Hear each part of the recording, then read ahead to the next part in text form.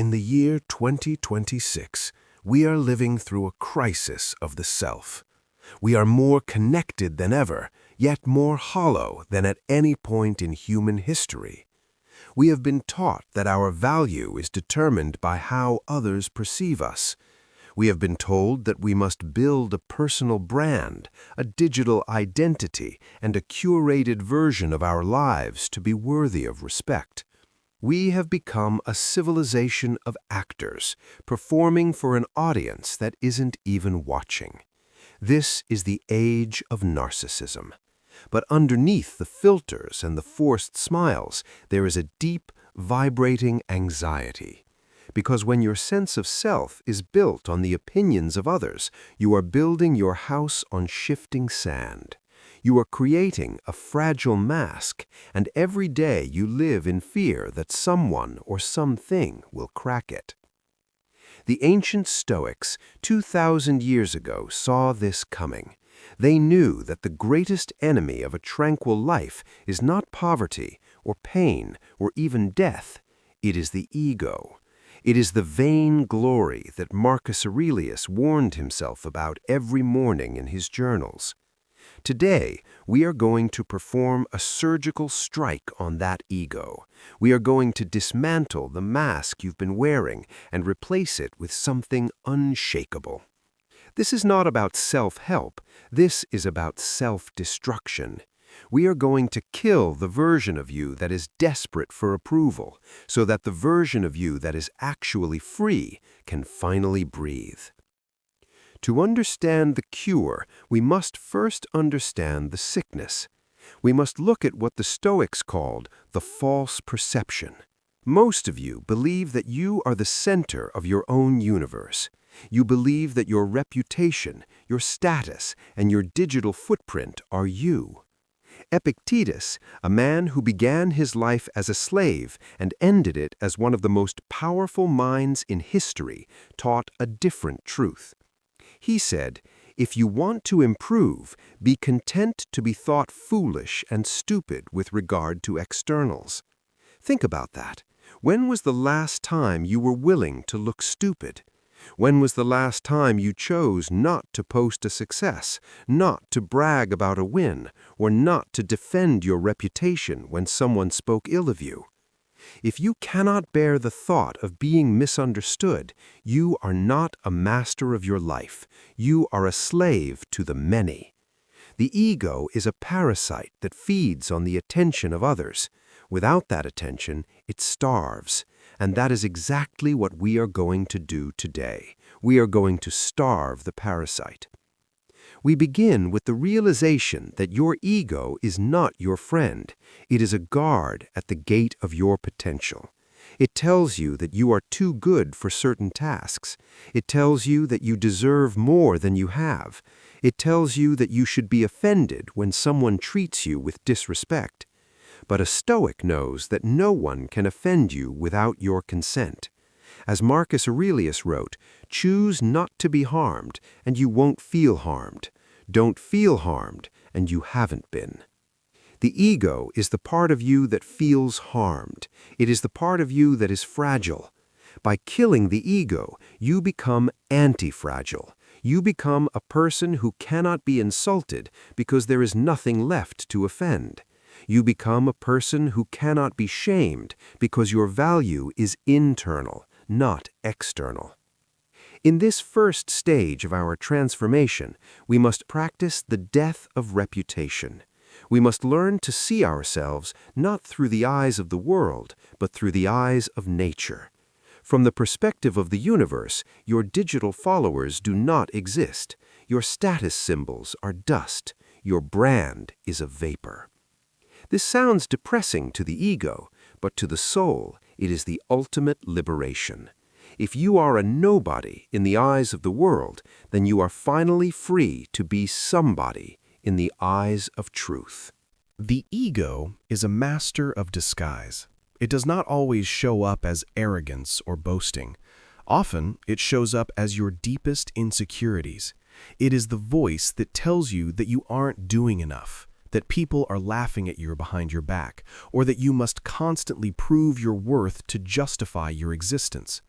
Whether it is the narcissist who thinks they are God, or the person paralyzed by social anxiety who thinks everyone is watching them, both are suffering from the same disease, a hyperfixation on the self.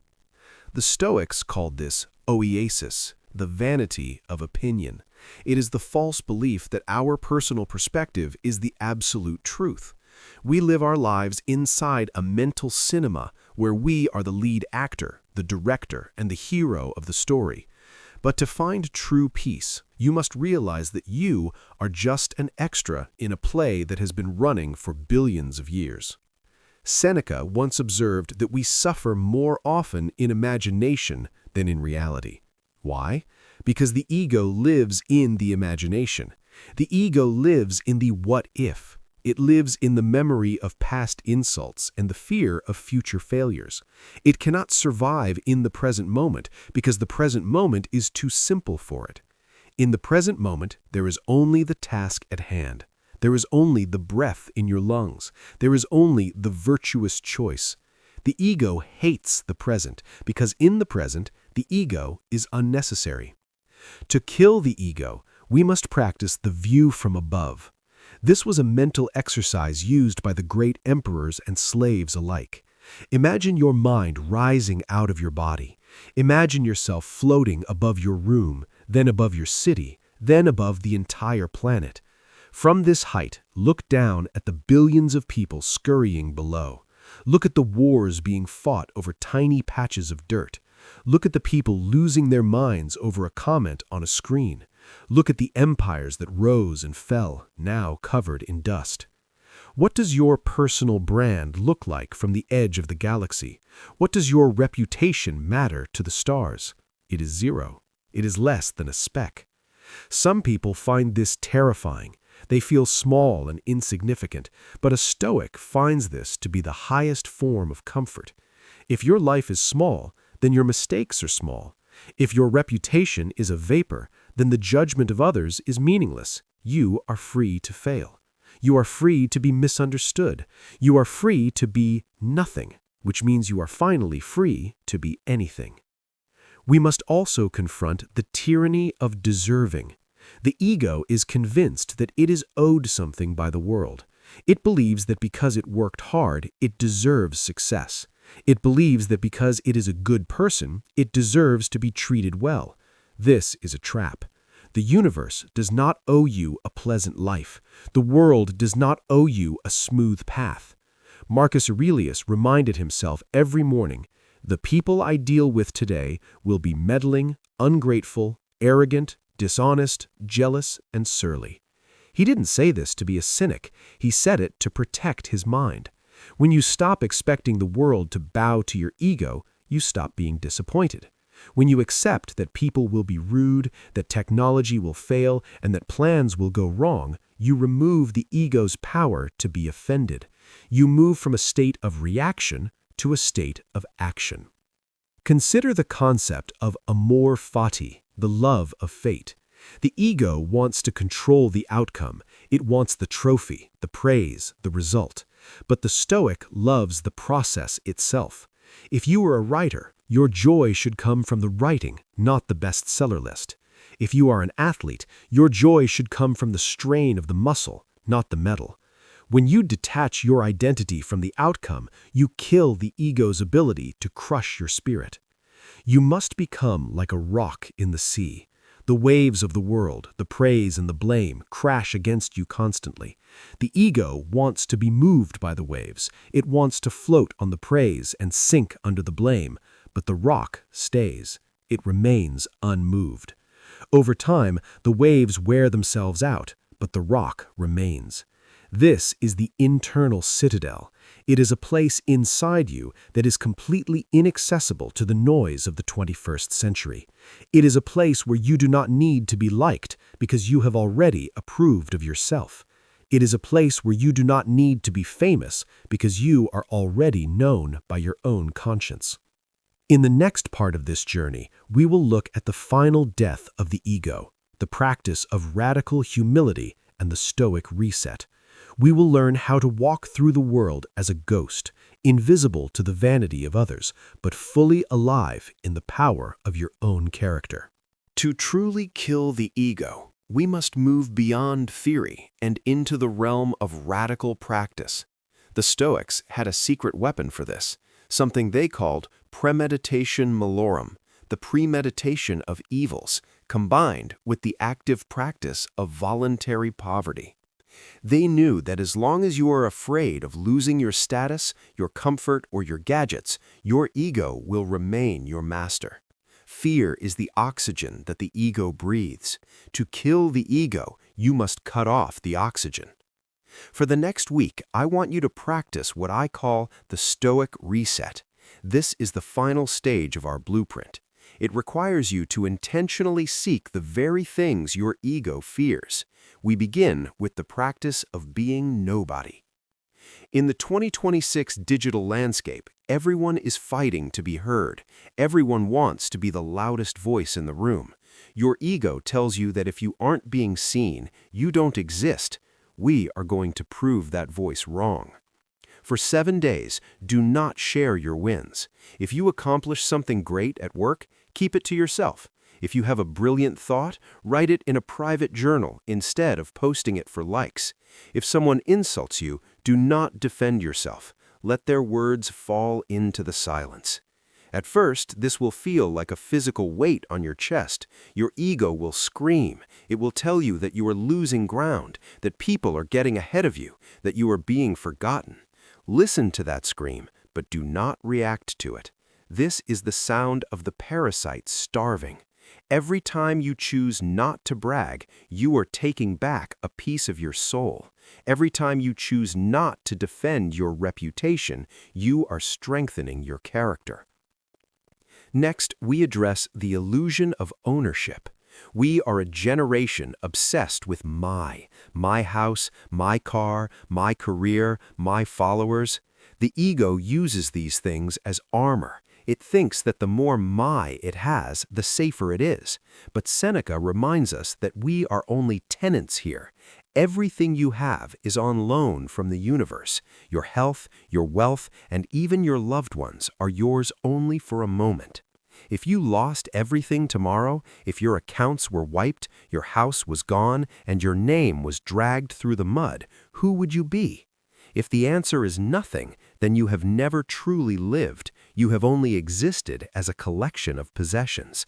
By practicing the death of the ego, you find the part of you that remains when everything else is stripped away. This is the indestructible self.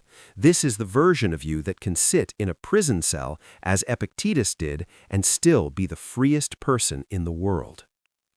We must also learn to love the ordinary.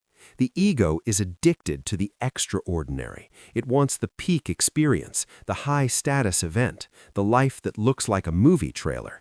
But life is not a movie. Life is made of ordinary moments. The taste of water when you are thirsty, the feeling of the wind on your face, the quiet focus of doing a job well.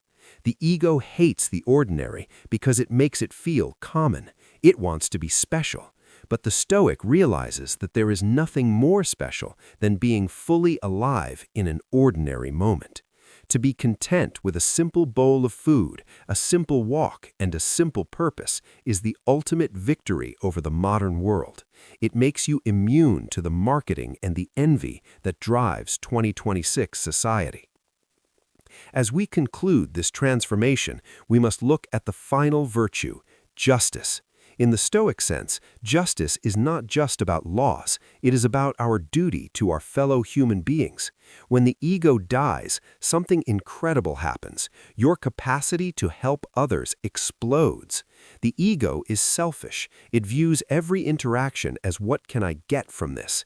It views other people as either tools to be used or obstacles to be removed. But when the ego is dead, you finally see people as they are. You see their suffering, their fears, and their potential.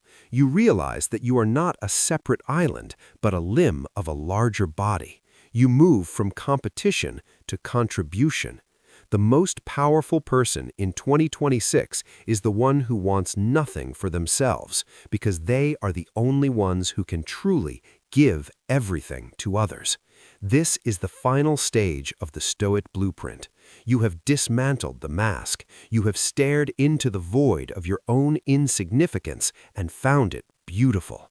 You have reclaimed your attention from the digital harvesters. You have killed the tyrant within. Now you walk back into the world. You will still use the tools of the modern age, but you will use them as a master, not a slave.